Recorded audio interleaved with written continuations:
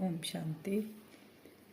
21/4/26 की मुरली है। बाबा कहते मीठे बच्चे, ज्ञान सागर बाप आए हैं तुम बच्चों के सम्मुख ज्ञान डांस करने। तुम होशियार सर्विसेबल बनो तो ज्ञान की डांस भी अच्छी हो। तो बाबा कौन है? ज्ञान का सागर है। बाबा जैसे हमें ज्ञान सुनाते हैं तो हम बच्चों को भी उस उमंग उत्साह और नशे से बाबा कहते सर्विस करना है और ज्ञान डांस करना है। प्रश्न है, संगम युग पर तुम बच्चे अपने में कौन सी हॉबी डालते हो, यानी आदत डालते हो याद में रहने की? यही है रूहानी हॉबी, क्योंकि याद में तो हम कभी नहीं रहे। किसको याद करते थे हम? देहधारी को याद करते थे, बाबा कहते हैं। लेकिन अब है ये रूहानी हॉबी। इस हॉबी के साथ साथ तुम्हें दिव्य और अलौकिक कर्म भी करने हैं। हॉबी हमारी क्या है? खुद याद में रहेंगे, खुद याद में रहने के साथ साथ दिव्य और अलौकिक कर्म भी हमें करना है। जब रूहानी हॉबी हमारी है, हम आत्मा है, तो हमारे काम भी कैसे होंगे? और अलौकिक होंगे। तुम हो ब्राह्मण, तुम्हें सबको सच्ची सच्ची कथा जरूर सुनानी है। सर्विस की भी तुम बच्चों में हॉबी होनी चाहिए। क्या क्या हॉबी होनी चाहिए ये रूहानी हॉबी में? एक तो दिव्य और अलौकिक कर्म हम करेंगे। फिर बाबा कहते हैं सच्ची सच्ची कथा जो मैं तुमको सुनाता हूँ वे सबको सुनानी है और हमें सर्विस भी करनी है। गीता, धीरज धर मनुआ, सुख के दिन आए कि आए।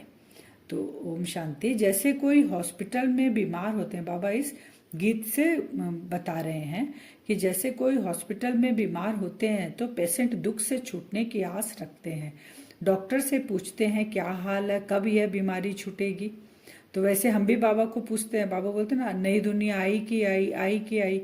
तो कभी कभी बच्चे दिल शिकस्त हो जाते तो बाबा को पूछते हैं, तो बाबा फिर उनको धीरज दे रहे हैं ना कि बस ये अब जाने ही वाली है ये पुरानी दुनिया।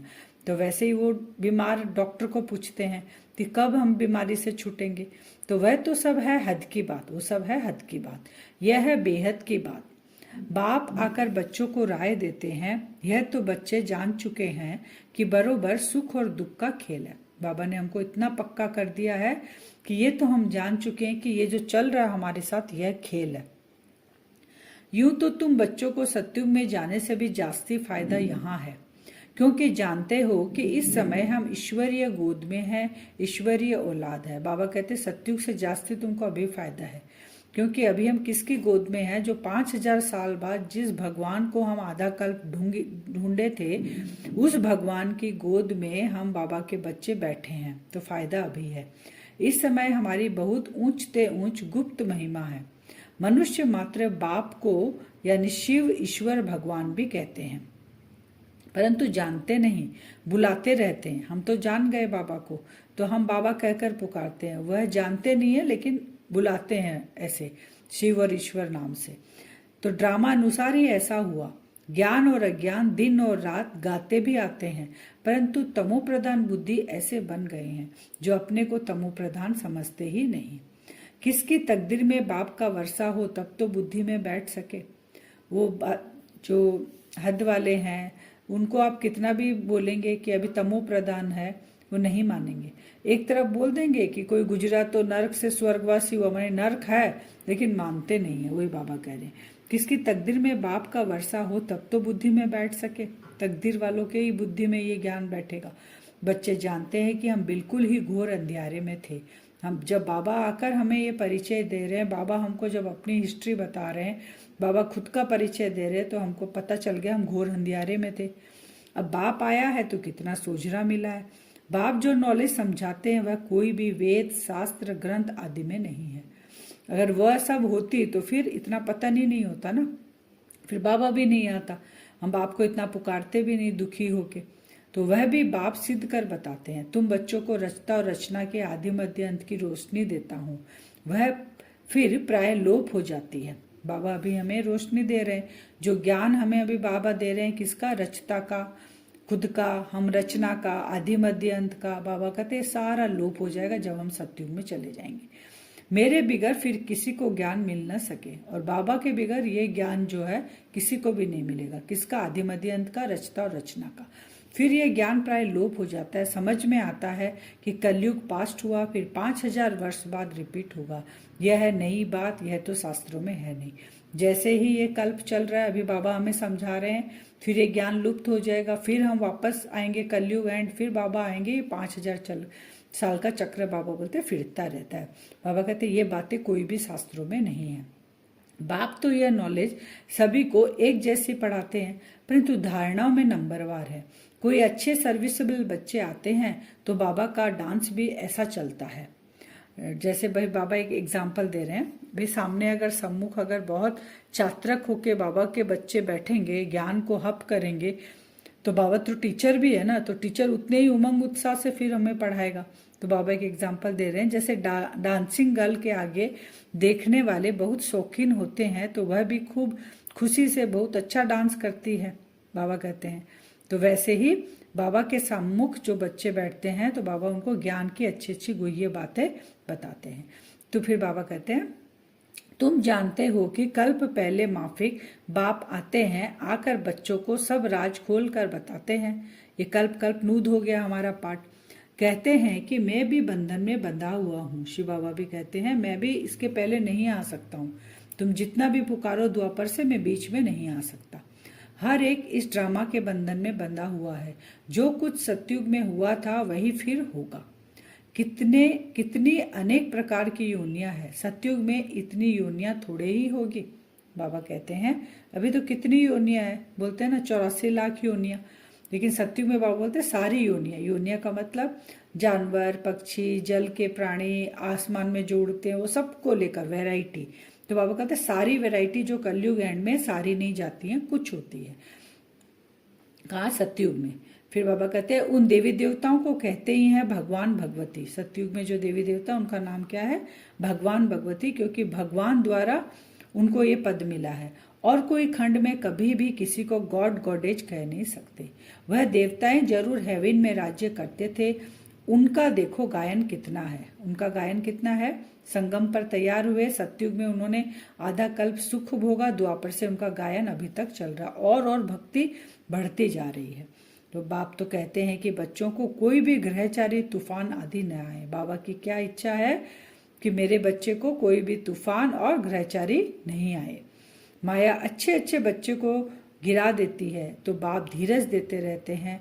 बाकी थोड़ा समय है, तुमको सर्विस भी करनी है, स्थापना हो गई है, फिर तो जाना ही है। इसमें 1 सेकंड भी आगे पीछे नहीं हो सकता। यह राज बच्चे ही समझ सकते हैं। ये जो ड्रामा का जिस दिन 1 सेकंड लास्ट बाबा कहते हैं अचानक होगा, तो जब बाबा धीरज दे रहे हैं बच्चों को कि अब हलचल में मत आओ, अब माया का तूफान मत लगने दो अपने आप को, वो अचानक वाला समय कभी भी आ सकता है। तो इसमें 1 सेकंड भी बाबा कहते आगे पीछे नहीं होता। यह राज बच्चे ही समझ सकते हैं। हम ड्रामा के एक्टर्स हैं, क्योंकि हम मुख्य एक्टर्स हैं ड्रामा के। भारत पे ही हार और जीत का खेल बना हुआ है, ये बाबा ने हमको बताया और हम बच्चे इस खेल में पक्के हो गए। तो फिर बाबा बोलते हैं मुख्य पॉइंट्स है बाबा की। बाबा पॉइंट्स तो बहुत सारी देते हैं, लेकिन मुख्य पॉइंट्स है मन मना भाव, इसमें ही विघ्न पड़ते हैं। बाबा कहते हैं ज्ञान तो हम अंदर धारण कर लेते हैं, लेकिन कौन से पॉइंट्स में बाबा कहते हैं कि विघ्न पड़ता है? जब बाबा को याद में बैठते हैं इस पॉइंट्स में, तो देह अभिमान आ जाने से फिर अनेक प्रकार के घुटके आ जाते हैं। मन अगर बाबा में नहीं लगा, देह का अभिमान आया, बाबा ने फिर गुटखा खाना शुरू करते हैं। फिर योग में रहने नहीं देते। जैसे भक्ति मार्ग में श्री कृष्ण की याद में बैठते हैं तो बुद्धि कहाँ कहाँ भाग जाती है। भक्ति का अनुभव तो सबको है, इस जन्म की बात है। वैसे बाबा को याद करते हैं तो और देह की बातें आती है तो बाबा को हम याद नहीं कर सकते, गुटखा खाते हैं। बाबा को ऐसे ही माया के तूफान आते हैं। तो इस जन्म की बात है। इस जन्म को जानने से कुछ न कुछ पास्ट जन्म को भी समझ सकते हैं। बच्चों की हॉबी हो गई है बाप को याद करने की। जितना याद करते हो उतना खुशी बढ़ती जाएगी। फिर बाबा बता रहे हैं कन्याओं का नाम भी गाया हुआ है, बहुत कन्याओं का अभी भक्ति में भी गाया हुआ है। जैसे अधर कुमारी, कुमारी कन्या। कुमारी का नाम सबसे ज्यादा बाला है। उनको कोई बंधन नहीं है, वह पति तो विकारी बना देते हैं, यह बाप तो स्वर्ग में ले जाने के लिए श्रृंगार करते हैं। बाबा कहते कुमारी कन्या का है, तो यहाँ पे भी क्या है, जो ब्रह्मा कुमार और कुमारियां हैं हम, तो बाबा हमको क्या करता है, श्रृंगार करता है। श्रृंगार करके हम बाबा स्वर्ग में ले जाता है, स्वीट सागर में ले जाते हैं। बाप कहते हैं इस पुरानी दुनिया को पुरानी देह सहित बिल्कुल भूल जाओ। आत्मा कहती है कि हमने तो 84 जन्म पूरे किए, अब फिर हम बाप से पूरा वर्षा लेंगे। हिम्मत रखते हैं, फिर भी माया से लड़ाई तो है। आगे तो यह बाबा है। बाबा कहते हैं माया से तुम्हारी लड़ाई तो है, क्योंकि बाबा कहते हैं ना इंडिविजुअल तुमको पद मिलेगा। ये जो हम याद की यात्रा ये हमारी अलग अलग सबकी है, कोई इसी में किसकी जुड़ी हुई नहीं है आपस में, सबकी इंडिविजुअल यात्रा पे हम जा रहे हैं। तो बाबा कहते हैं कि आगे तो ये बाबा है, कौन है जो भी माया आएगी ब्रह्मा बाबा के पास पहले आएगी। माया के तूफान जास्ती इनके पास आते हैं, बहुत आकर पूछते हैं कि बाबा हमको यह होता है। बाबा बताते हैं कि बच्चे हाँ यह तूफान तो जरूर आएंगे। जैसे लौकिक में हमको अपने माँ बाप समझाते हैं ना, बाबा कैसे बच्चों को बैठकर वो स्वयं भगवान समझा रहे हैं कि हाँ यह तूफान तो जरूर आएंगे, पहले तो मेरे पास आते हैं, अंत में सब कर्मातीत अवस्था को पालेंगे। जब तक लास्ट तक कर्मातीत अवस्था को नहीं पाएंगे तब तक बाबा कहते हैं तूफान माया के आते हैं, पेपर तुम्हारा चलता रहेगा लास्ट तक। ये कोई नई बात नहीं है, कल पहले भी हुआ था, ड्रामा में पार्ट बजाया, अब फिर वापस घर जाते हैं। बच्चे जानते हैं ये पुरानी दुनिया नर्क है, कहते भी हैं कि ये लक्ष्मी नारायण क्षीर सागर में रहते थे, इन्हों के मंदिर कितने अच्छे अच्छे बनाते हैं। पहले पहले मंदिर बनाया होगा तो क्षीर माने दूध का ही तालाब बनाकर विष्णु की मूर्ति को बिठाया होगा। कहते हैं ना कि लक्ष्मी नारायण कहाँ क्षीर सागर में रहते थे, दूध की नदियां बहती थी। तो बाबा कहते हैं असली में उन लोग पैसा था तो एक तालाब में दूध भरकर और विष्णु की मूर्ति को बिठा दिया। ब्रह्मा बाबा तो ये सब देखे हुए हैं ना, तो बाबा बता रहे हैं बहुत अच्छे अच्छे चित्र बनाकर पूजा करते थे। उस समय तो बहुत की सस्ताई थी, दूध भी बहुत सस्ता, बाबा वही बता रहे हैं। बाबा का सब देखा हुआ है बरोबर। ये भारत कितना पवित्र क्षीर सागर था, दूध घी की जैसे नदियां थी, यह तो महिमा दे दी है। स्वर्ग का नाम लेते ही मुख में पानी होता है। तुम बच्चों को अब ज्ञान का तीसरा नेत्र मिला है, तो बुद्धि में समझ आई है, बुद्धि चली जाती है अपने घर, फिर स्वर्ग में आएगी। बाबा ने हमको तीसरा नेत्र दिया है, तो तीसरा नेत्र से तो और कुछ दिखाई देता नहीं है। तीसरा नेत्र से तो खुद को देख सकते हैं और बाबा को देख सकते हैं, परम धाम को देख सकते हैं, नई दुनिया को देख सकते हैं। तो बाबा कहते हैं तीसरे नेत्र से बुद्धि से अपने घर को देखो, नई दुनिया को देखो, वहां सब कुछ नया ही नया होगा। बाबा श्री नारायण की मूर्ति देखकर बहुत खुश होता था। ब्रह्मा बाबा पहले रखते थे ना अपने पॉकेट में सारा दिन, बहुत प्यार से रखता था। यह नहीं समझता था कि हम ही यही बनूंगा। यह ज्ञान तो अब बाबा से मिला है। तुमको ब्रह्मांड और सृष्टि चक्र के आदि मध्य अंत का ज्ञान है, जानते हो कि हम कैसे चक्र लगाए। बाबा हमको राजयोग सिखला रहे हैं। तुम बच्चों को बहुत खुशी होनी चाहिए, बाकी थोड़ा समय है, शरीर को कुछ न कुछ तो होता रहता है। अब यह तुम्हारा अंतिम जन्म है, अब तुम्हारे सुख के दिन आते हैं। ड्रामा प्लान अनुसार देखते हो कि विनाश सामने खड़ा है।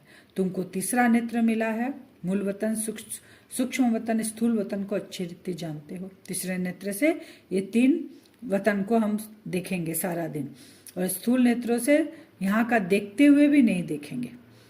यह स्वदर्शन चक्र तुम्हारी बुद्धि में फिरता रहना चाहिए। आत्मा भ्रकुटी के बीच में मन बुद्धि सारा दिन ये स्वदर्शन चक्र फिराते रहे, खुशी होती है। इस समय हमको बेहद का बाप टीचर बन पढ़ाते हैं, परंतु नई बात होने के कारण घड़ी घड़ी भूल जाते हैं। नहीं तो बाबा कहने से ही खुशी का पारा चढ़ जाना चाहिए, क्योंकि भूल जाने के कारण वो खुशी चेहरे पे दिखाई नहीं देती। फिर बाबा कहते हैं महान सुख में तो दुख का पता नहीं चलता है। तुमको तुम्हारा 3 हिस्सा बाबा कहते हैं सुख होता है, एक हिस्सा तुम्हारा दुख होता है। जब हम महान सुख में रहते हैं तो दुख का पता नहीं चलता है। संगम पर तुम दोनों को जान सकते हो कि अभी हम दुख से सुख में जा रहे हैं। संगम पे ज्यादा दुख है, कलयुग एंड में ज्यादा दुख हुआ, तो वो दुख का भी हमको पता है और बाबा आके जो सुख दे रहे हैं उसका भी हमको अनुभव है। मुंह, फिर बाबा कहते हैं मुंह है दिन तरफ और लात है रात तरफ। मुंह स्वर्ग की तरफ है, लात है कलयुग की तरफ। इस दुनिया को लात मारनी है, अर्थात बुद्धि से भूलना है। आत्मा जानती है कि अब वापस घर जाना है, बहुत पाठ बजाया, ऐसे ऐसे अपने साथ बातें करनी होती है। अब जितना बाप को याद करेंगे उतना ही कट निकलेगी, जितना बाप की सर्विस पर रह समान बनाएंगे उतना ही बाप का शो करेंगे। फिर बाबा कहते हैं तुम कोई को भी समझा सकते हो कि भारत स्वर्ग और नर्क कैसे बनता है। आओ तो हम तुम्हें सारे वर्ल्ड की हिस्ट्री ज्योग्राफी समझाएं। यह बेहद की हिस्ट्री ज्योग्राफी ईश्वर ही जाने और ईश्वर के तुम बच्चे जानो। पवित्र सुख शांति कैसे स्थापन होती है इस हिस्ट्री ज्योग्राफी को जानने से तुम सब कुछ जान जाएंगे। बेहद के बाप से तुम जरूर बेहद का ही वर्षा लेंगे। यह आकर समझो। सबको बताना है कि आओ हम तुमको हिस्ट्री ज्योग्राफी समझाते हैं और तुमको वर्षा मिलेगा। वो भगवान, वो बेहद का बाप अभी आया हुआ है। यह आकर समझो। टॉपिक बहुत है। तुम बच्चों का तो अब दिमाग ही माने भरपूर हो गया है। बाबा के ज्ञान से हम भरपूर हो गए हैं। खुशी का कितना पारा चढ़ता है। सारी नॉलेज तुम बच्चों के पास है। नॉलेजफुल बाप से नॉलेज मिल रही है। फिर हम ही जाकर लक्ष्मी नारायण बनेंगे। तो बाबा कहते हैं नशा खुशी इतना भरपूर रहे कि हम दूसरी आत्माओं को भी बाबा का परिचय दें और वर्षा दिलाएं। फिर आज का वरदान है, सदा एक रस स्थिति के तख्त पर विराजमान रहने वाले बाप दादा के दिल तक नसीन भव। दिल तक नसीन कौन बनेंगे? जो सदा एक रस स्थिति के तख्त पर रहेंगे। एक रस स्थिति माने सदा उनको यह याद रहेगा मैं आत्मा हूं, तो बाबा के दिल पर चढ़े रहेंगे। विस्तार है, सभी से श्रेष्ठ तख्त बाप दादा के दिल तक नसीन बनना है। लेकिन इस तख्त पर बैठने के लिए अचल अडोल एक रस स्थिति का तख्त चाहिए।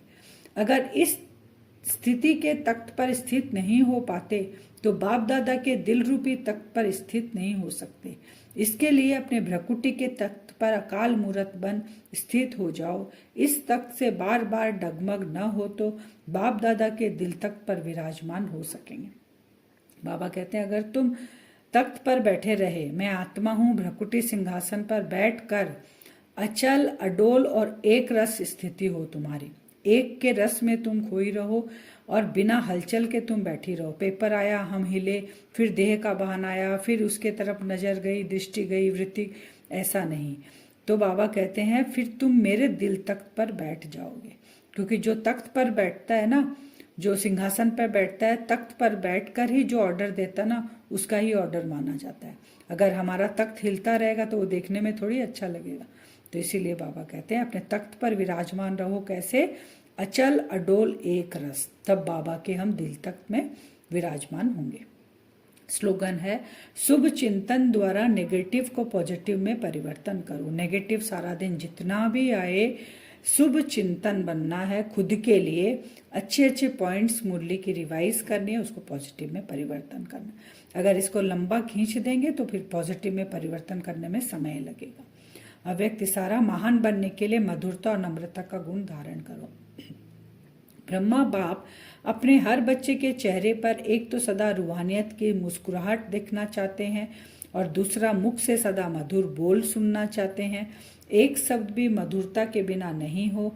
चेहरे पर रूहानियत हो, मुख में मधुरता हो, मन बुद्धि में सदा शुभ भावना, रहम दिल की भावना, दातापन की भावना हो, हर कदम में फॉलो फादर हो। यही पालना का रिटर्न दो। शिव बाबा हमारी पालना कर रहे हैं तो बाबा रिटर्न में क्या मांग रहे हैं?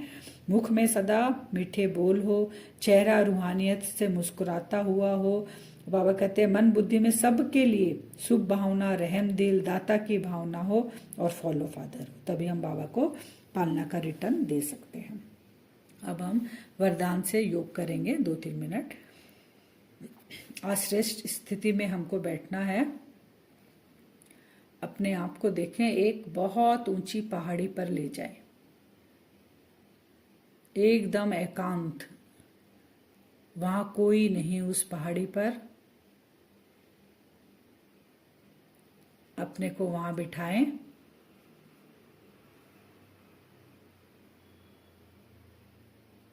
देखें भ्रकुटी सिंहासन पर आत्मा बैठी है। उस पहाड़ी पर अपने आप को पहले बैठा हुआ देखें।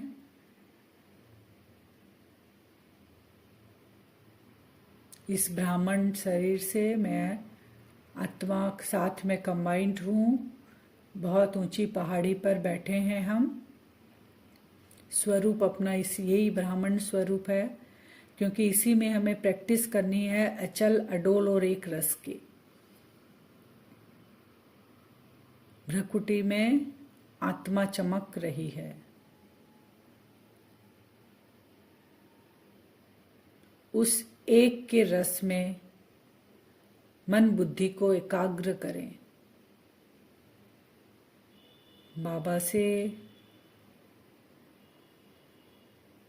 7 रंग की किरणें नीचे मेरे ऊपर पड़ रही है। बस सारे रसों का अनुभव करें उस एक से।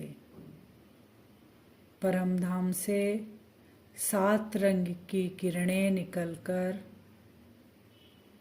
मुझ आत्मा के ऊपर पड़ रही है।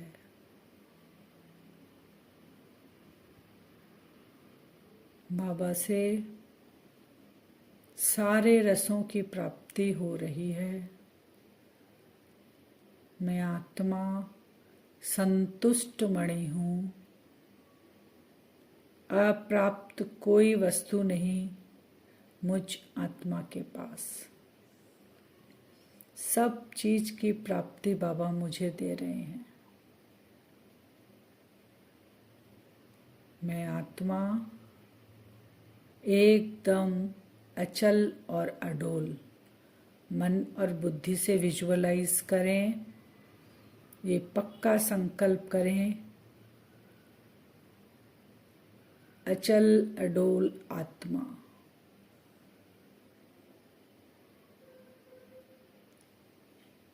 एक का ही संकल्प, एक के ही याद, एक के ही अंत में खो जाना, एक से ही सारे रसों का अनुभव करना।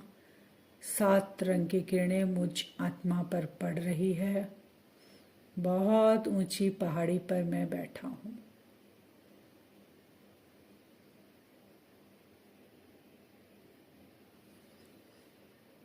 भ्रकुटी सिंहासन की मैं मालिक।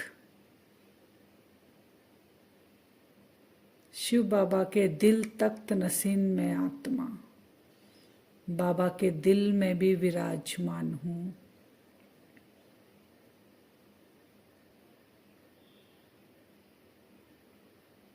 अपने भाग्य का चमकता हुआ सितारा देखें कि मैं अचल अडोल आत्मा उस भगवान के तख्त पर विराजमान हूँ। दिल पर भी बैठी हूँ बाबा के मैं। मेरा तो एक शिव बाबा, दूसरा न कोई। सारा दिन जब समय मिले ऊंची पहाड़ी पर बैठेंगे बार बार। 7 रंग की किरणें बाबा से लेंगे, सारे रस बाबा से अनुभव करेंगे। उस भगवान के दिल तख्त पर हम बैठे हैं। ओम शांति।